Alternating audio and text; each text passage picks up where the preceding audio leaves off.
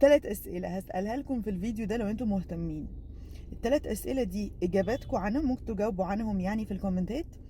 الاجابات بتاعتكم هتقول عنكم كتير جدا. انا هقول لكم الاجابه بتاعتي بس يعني كمان 4-5 ساعات بعد ما انتوا تجاوبوا شويه. ال3 اسئله.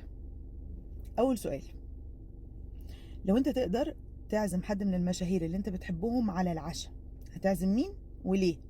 خلي بالك وانت بتجاوب او انت بتجاوبي انت بيقول عنك كتير.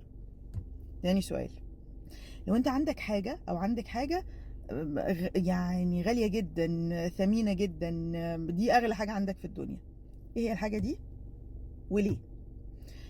تالت سؤال: لو انا اقدر اوفر لك مهما عشت، هتعيش 40 50 60 سنة كمان مع التفاؤل، اقدر اوفر لك حاجة معينة انت عايز تفضل متوفرة طول عمرك، ان شاء الله مناديل مية اي حاجة، ايه الحاجة دي وليه؟ جاوبوا، استنوا اجابتي كمان 4-5 ساعات.